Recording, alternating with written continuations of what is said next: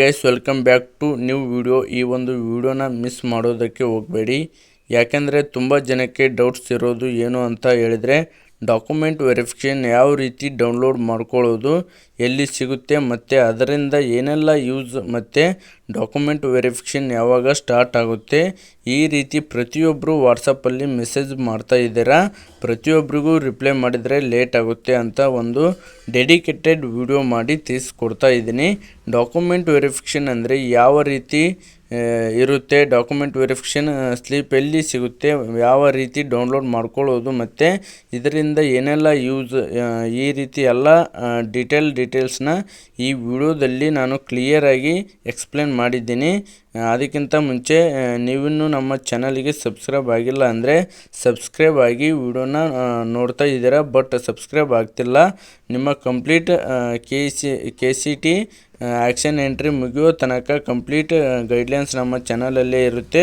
So ಬೇಗ subscribe ಆಗಿ, ಮತ್ತು ನಿಮಗೆ ಏನೇ ಡೌಟ್ಸ್ ಇದ್ದರೆ ಕಮೆಂಟ್ ಬಾಕ್ಸ್ನಲ್ಲಿ ಕಮೆಂಟ್ ಮಾಡಿ. ಇಲ್ಲ ಅಂದರೆ ಪರ್ಸ್ನಲ್ ಆಗಿ ಏನಾದರೂ ಡೌಟ್ಸ್ ಇತ್ತು ಅಂದರೆ ಇನ್ಸ್ಟಾಗ್ರಾಮ್ ಹಾಕಿರ್ತೀನಿ, ಇನ್ಸ್ಟಾಗ್ರಾಮಿಗೆ ಹೋಗಿ ಕೆಳಗಡೆ ಮೆಸೇಜ್ ಮಾಡ್ಬೋದು, ಅಂದರೆ ಮೆಸೇಜನ್ನ ಮಾಡ್ಬೋದು, ನಾನು ನಿಮಗೆ ರಿಪ್ಲೈ ಮಾಡಿಕೊಡ್ತೀನಿ.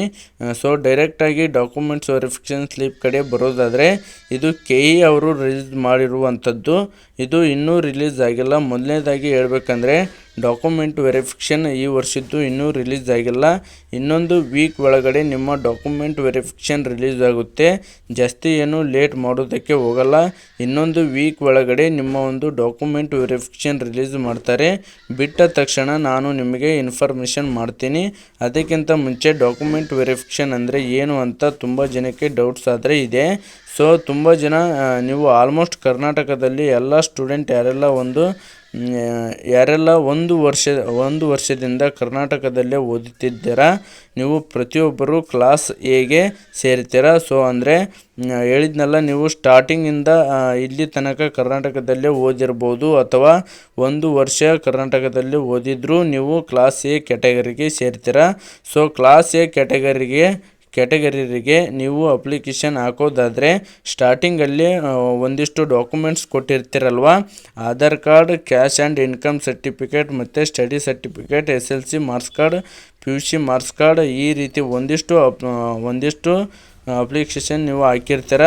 ಸೊ ಈ ಎಲ್ಲ ಡಾಕ್ಯುಮೆಂಟ್ಸ್ ಕರೆಕ್ಟಾಗಿ ಇದನ್ನು ಐತಾ ಇಲ್ವಾ ಅಂತ ಚೆಕ್ ಮಾಡಿ ಕೊಡೋದನ್ನೇ ಡಾಕ್ಯುಮೆಂಟ್ ವೆರಿಫಿಕೇಷನ್ ಅಂತಾರೆ. ಸ್ಲಿಪ್ ಇಷ್ಟೇ, ನೀವು ಜಾಸ್ತಿ ತಲೆ ಕೆಡಿಸ್ಕೊಳ್ಳೋಕ್ಕೆ ಅವಶ್ಯಕತೆ ಇಲ್ಲ. ಡಾಕ್ಯುಮೆಂಟ್ ವೆರಿಫಿಕೇಷನ್ ಸ್ಲಿಪ್ ಇನ್ನೊಂದು ವೀಕ್ ಒಳಗಡೆ ರಿಲೀಸ್ ಮಾಡ್ತಾರೆ. ಇಲ್ಲಿ ನೀವು ನೋಡ್ತಾ ಇದ್ದೀರಲ್ಲ, ಇದೇ ರೀತಿ ಇರುತ್ತೆ ಡಾಕ್ಯುಮೆಂಟ್ ವೆರಿಫಿಕೇಷನ್. ಇದರಲ್ಲೇ ಕ್ಲಿಯರಾಗಿ ಮೆನ್ಷನ್ ಆಗಿರುತ್ತೆ. ಇದು ನೀವು ಕಾಲೇಜ್ ಅಡ್ಮಿಷನ್ ಆಗೋದಕ್ಕೆಲ್ಲ ಬೇಕಾಗಿರುವಂಥದ್ದು, ಇದು ಮೇನಾಗಿ ಬೇಕಾಗಿರುವಂಥದ್ದು ನಿಮ್ಮ ಆ್ಯಕ್ಷನ್ ಎಂಟ್ರಿ ಮಾಡೋದಕ್ಕೆ. ಯಾಕೆ ಅಂತ ಹೇಳ್ತೀನಿ ನೋಡಿ, ಇಲ್ಲಿ ಕೆಳಗಡೆ ಸೀಕ್ರೆಟ್ ಕೀ ಅಂತ ಕೊಟ್ಟಿರ್ತಾರೆ.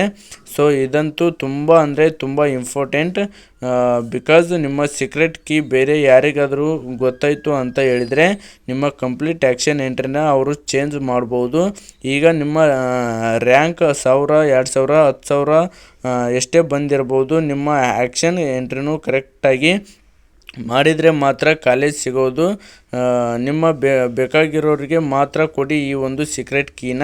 ಅಂದರೆ ಈಗ ನೀವು ಆ್ಯಕ್ಷನ್ ಎಂಟ್ರಿ ಮಾಡೋದಕ್ಕೆ ಸಭೆಗೆ ಹೋಗೋದಾದರೂ ಆಲ್ಮೋಸ್ಟ್ ಯಾರು ಮಿಸ್ಯೂಸ್ ಮಾಡೋದಕ್ಕೆ ಹೋಗಲ್ಲ. ನಿಮಗೆ ಗೊತ್ತಿದ್ರೆ ಅವರಿಗೆ ಮಾತ್ರ ಈ ಸೀಕ್ರೆಟ್ ಕೀನ ಕೊಡಿ. ಇಲ್ಲಿ ಅಪ್ಲಿಕೇಶನ್ ನಂಬರ್ ಮತ್ತು ಸೀಕ್ರೆಟ್ ಕೀ ತುಂಬ ಇಂಪಾರ್ಟೆಂಟ್.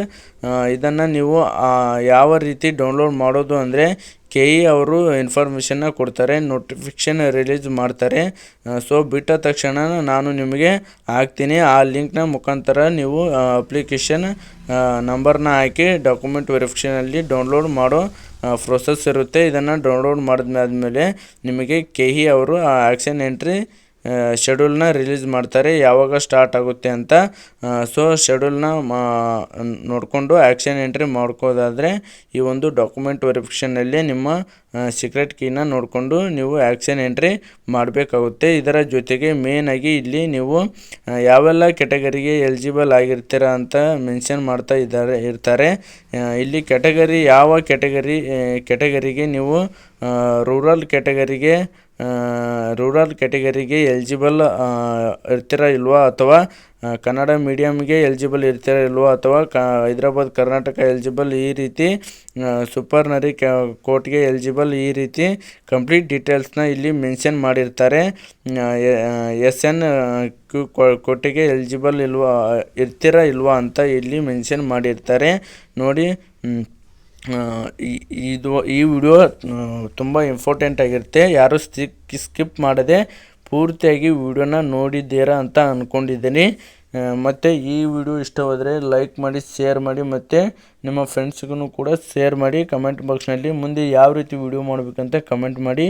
ಈ ವಿಡಿಯೋ ಇನ್ಫಾರ್ಮೇಟಿವ್ ಅನಿಸಿದರೆ ಕಮೆಂಟ್ ಮಾಡಿ, ಮತ್ತು ಮುಂದೆ ಯಾವ ರೀತಿ ವಿಡಿಯೋ ಮಾಡಬೇಕಂತ ಕಮೆಂಟ್ ಮಾಡಿ. ಮುಂದಿನ ಒಂದು ವಿಡಿಯೋದಲ್ಲಿ ಸಿಗೋಣ. ಎಲ್ರಿಗೂ ಧನ್ಯವಾದಗಳು.